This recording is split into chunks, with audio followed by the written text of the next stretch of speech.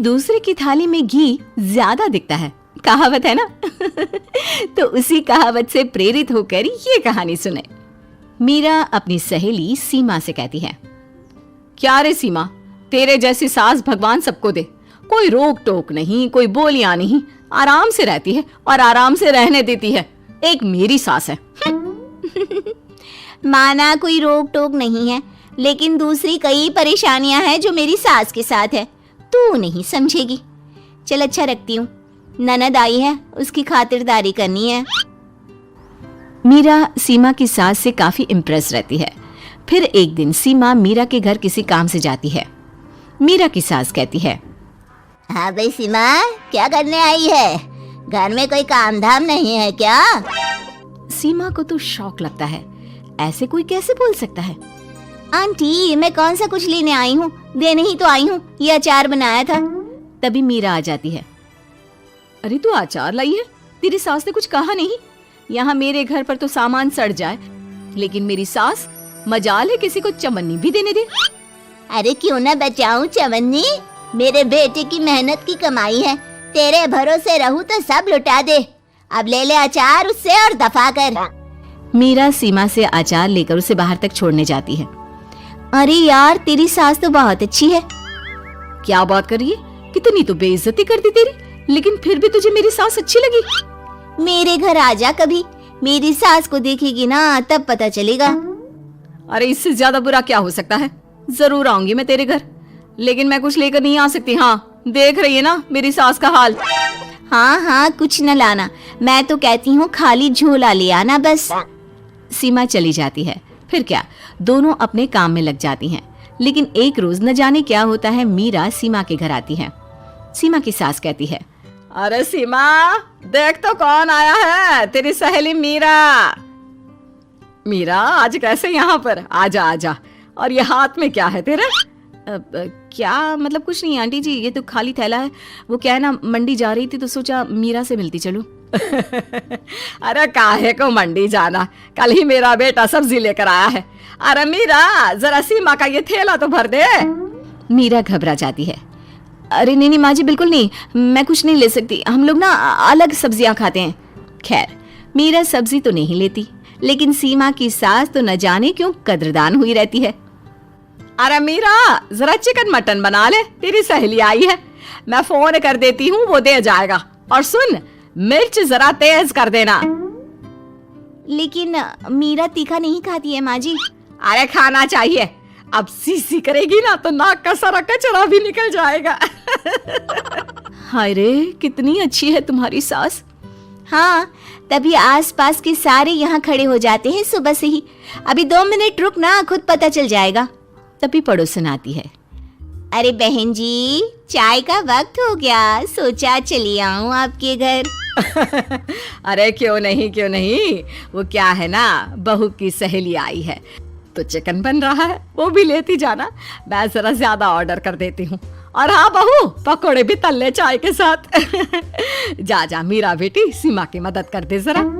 मीरा सीमा के पास किचन में जाती है, जहाँ सीमा सास को कोस रही होती है। घर में कितनी मुश्किल से सब्जी और राशन आता है, लेकिन ये नहीं समझेंगी। अरे पिछले महीने भी 2 बार राशन लाना पड़ा था, लेकिन ये है कि सच्ची यार, फिर भी तू लकी है, तेरी सास कम से कम मेरी सास की तरह तो नहीं है। मीरा कुछ देर रहकर वहां से चली जाती है। दोनों बहुएं किसी तरह सास के साथ दिन काट रही थी कि एक दिन सीमा कहती है, नहीं नहीं माँ जी, बस करिए, तंग आ गई हूँ मैं आपसे। मैं अब आपके साथ नहीं रह सकती। एक बार, बस एक बार आप मेरी सहेली मीरा की सास की तरह बनकर देखिए। अरे कितनी अच्छी इंसान है वो, कितना सोचती है घर के लिए। दूसरी तरफ मीरा, माँ जी कैसी हैं आप? कुछ तो सोचा करिए, समाज नाम की भी कोई चीज होती है। बस एक बार मेरी सहेली सीमा की सास की तरह बनकर देखिए। अरे कैसे जी जाती है जिंदगी, उन्हीं से पता चलेगा। दोनों की सास को आता है गुस्सा। अरे भाई, कोई छोटे बच्चे तो है नहीं जो किसी के साथ तुलना कर दे और वो कुछ ना कहे।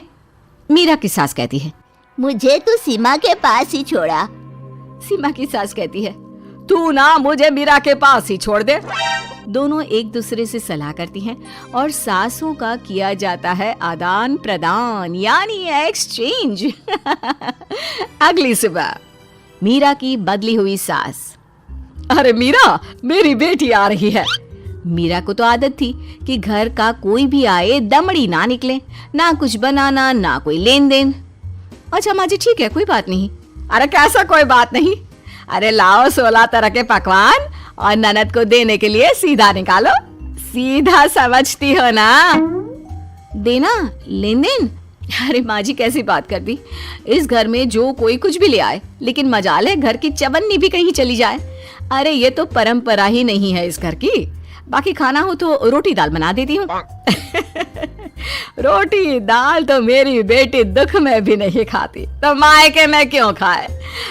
मैं अभी चिकन मटन पनीर और दाल ऑर्डर कर रही हूँ, सब बना देना। लेकिन मेरी तो आदत ही नहीं है इतना सारा खाना बनाने की। नहीं माँ जी, मुझे तो माफ करें। अरे कैसी बात कर रहे? तेरी सास की बेटी नहीं आती थी क्या? आती थी ना, खूब आती थी, लेकिन मजाले की सास कुछ एक्स्ट्रा कर दे। माँ जी देखिए, मेरी तो ये आदत नहीं है। दूसरी तरफ सीमा। माँ जी, वो मेरे मायके से लोग आ रहे हैं, तो मैं जरा उन लोगों के लिए कुछ बना लेती हूँ। क्यों क्यों बना लेती हो? दाल रोटी बनी है ना, साथ में अचार रख देना। वैसे आ क्यों रहे हैं बेटी के घर? सीमा को तो बहुत बुरा लगता है। कहाँ तो उसकी सास पड़ोसी के कुत्ते को भी घी की रोटी खिलाती है, और कहाँ ये मीरा की सास जो उसके मायके वालों के लिए सूखी रोटी अचार रख देने की बात कर रही है। वो मेरी भाभी आई है ना, नहीं तो शादी के बाद भाई पहली बार आ रहा है। हाँ तो उन लोगों को बोल दो, हमारे घर का रिवाज है सास के लिए 10 साड़ी हार और सजावट का सामान लेकर ही आना, समझे? सास तो बोली जा रही थी, लेकिन सीमा को कुछ समझ में नहीं आ रहा था कि वो क्या करे। सीमा का पति। अरे सीमा क्या हो गया? तुम्हें तो माँ से बिल्कुल ऑपोजिट चाहिए थी ना। कहाँ माँ हर किसी के आव भगत में तुम्हें लगा कर रखती थी, लोगों से खूब मिलती, घर का सामान बांटा करती थी। अरे याद है ना, तुम्हारे घर वाले आते थे 1 पैकेट लेकर और जाते थे पूरे 10 थैले के साथ। अब आएंगे 10 पैकेट लेकर और जाएंगे खाली हाथ। सही है। नहीं, मुझे नहीं चाहिए ऐसी सास, ये सब तो मुझे पता ही नहीं था। सीमा घबराकर मीरा की सास को लेकर उसके घर जाती है, जहाँ मीरा। सीमा ले जा अपनी सास भाई। हाँ, मैं भी तेरी सास वापस ही देने आई हूँ। चलो मम्मी जी, मेरे लिए तो आप ही सही हो। अपनी सास से बहुत प्यार था। मम्मी जी, आपकी साड़ी कितनी प्यारी लग रही है, काश मैं भी आपके जैसी साड़ी पहन पाती। अरे बेटा, हमारे जमाने में तो साड़ी ही चलती थी, तू क्या करेगी साड़ी पहनकर? दिन भर भागा दौड़ी करती है, साड़ी कंफर्टेबल नहीं फील कराएगी। तू तो ऐसे ही जचती है बेटा। राधा सास को लेकर घूमने जाती, सैर करती और उनसे खूब बातें किया करती थी। एक दिन, अरे राधा और माँ सुनो, अब हम लोगों को बम्बई चलना पड़ेगा, मेरी नई नौकरी वहीं लगी है। अरे वाह माँ, कितना मजा आएगा ना। अरे नहीं, मैं नहीं जाऊंगी, बड़ा शहर, बड़े लोग, मेरा दिल नहीं लगेगा। अरे माँ, मैं हूं ना आपके साथ। और सारा परिवार बड़े शहर में शिफ्ट हो जाता है। एक दिन, राधा, तू भी अब नौकरी में जाने लगी है, मैं तो बोर हो जाती हूँ, सोच रही हूँ आसपास की औरतों से दोस्ती कर लूँ। हाँ माँ, और क्या, यहाँ की औरतें तो किटी पार्टी और बहुत सी फन लविंग एक्टिविटी करती हैं। तो बेटा 2-4 फन लविंग से मुझे भी मिलवा देना। बहू सास के साथ बाहर निकलती है तो देखती है कि सास की उम्र की जो औरतें टहल रही हैं, उनका पहनावा ओढ़ावा सास से बिल्कुल अलग है। लेकिन फिर भी राधा एक औरत को रोकती है। Hello aunty, how are you? Oh great darling. Aunty, हम लोग यहाँ नए शिफ्ट हुए हैं, ये मेरी मम्मी है, क्या ये कल से आप लोगों को ज्वाइन कर सकती हैं? वो औरत सास की तरफ बड़ी ही अजीब नजरों से देखती है, फिर कहती है, अब ठीक है, कल से भेज देना। सास समझ जाती है कि उस औरत को वो ठीक नहीं लगी, लेकिन फिर भी वो कुछ नहीं बोलती। अगले दिन, अरे माँ, अच्छी सी साड़ी पहनकर तैयार होकर जाइए, आपको आपकी दोस्तों के पास जाना है ना। और नहीं, मैं सोच रही हूँ घर पर बैठकर टीवी देखूं, वैसे भी रामायण का नया एपिसोड आएगा। नहीं माँ, आप जाओ ना, लोगों से मिलो, बात करो, अच्छा लगेगा। ना चाहते हुए भी सास उन लोगों के पास जाती है, लेकिन सभी सास से बुरा व्यवहार करते हैं। सास मुंह लटकाकर घर आ जाती है। बहू समझ जाती है कि सास को कुछ हुआ है। वो रोज सास को पार्क में भेजती, लेकिन सास रोज मुंह लटकाकर वापस आ जाती। क्या हुआ माँ, आप बाहर जाकर खुश नहीं होती हैं? अरे बेटा, खुश तो हूँ लेकिन लेकिन क्या माँ, आपको तो लोगों से मिलना, बातें करना अच्छा लगता था। मैं देख रही हूँ कि आजकल आप बाहर से आती हैं तो परेशान सी दिखती हैं। सास कुछ नहीं कहती, अपने कमरे में चली जाती है। अगले दिन राधा चुपके से सास के पीछे पार्क में जाती है। हेलो, कैसे हैं आप लोग? एक औरत मुंह बनाकर साइड हो जाती है। सभी एक दूसरे से बात करती हैं, लेकिन राधा की सास साइड में चुपचाप अकेली बैठी रहती हैं।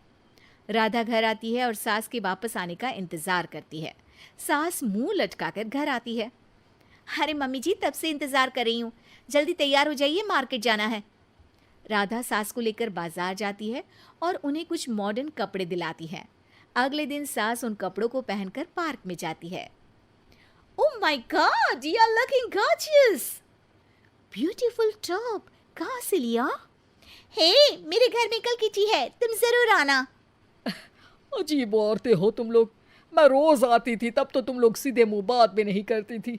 आज इन कपड़ों को देखकर तुम मुझे घर बुला रही हो। लेकिन सुनो, अब मुझे तुम लोगों से कोई बात नहीं करनी और ना ही दोस्ती करनी है। अरे तुम तो बुरा मान गई। वैसे दोस्ती नहीं करनी थी तो ये कायाकल्प क्यों किया? ये मेरी बहू ने किया है। मैं यहाँ सिर्फ ये देखने के लिए आई थी कि तुमको मुझसे समस्या है या मेरे कपड़ों से। कपड़े तो बदले जा सकते हैं। अच्छा चलो, जो भी हो, अब हम लोग तुम्हें अपने साथ रखने को तैयार हैं। लेकिन अब मुझे तुम लोग नहीं पसंद। ये बोलकर राधा की सास वहां से चली जाती है। वाह माँ जी, आज तो आपका चेहरा खिला खिला सा लग रहा है। लगता है आपकी सहेलियों ने आपको अपना लिया। हाँ, वो तो अपनाना ही था। दिखावे वाली जो है वो, मेरे कपड़े बदलते ही उनका दिल बदल गया। लेकिन आज मैं उन्हें मना कर आई। अरे क्यों माँ जी? क्योंकि उन लोगों को मुझसे नहीं, मेरे कपड़ों से दोस्ती करनी थी। वैसे मेरे पास तो तू है ना, मेरी प्यारी बहू। मुझे किसी की जरूरत नहीं है। अरे नहीं नहीं माँ जी, आप ऐसा क्यों सोच रही हैं? बेटा, ये गलत भी तो नहीं है। जैसा देश वैसा भेष। क्यों? ठीक है ना माँ, अब जब ये हम लोगों का देश है तो क्यों ना हम यहाँ का भेष अपना ले। हाँ हाँ जरूर, मैं तो तैयार हूँ। समय के साथ खुद को बदलने में कोई बुराई नहीं है, लेकिन कहीं नकल के चक्कर में बंदर ना दिखने लगूं। खैर, बहू लग जाती है सास की कायाकल्प।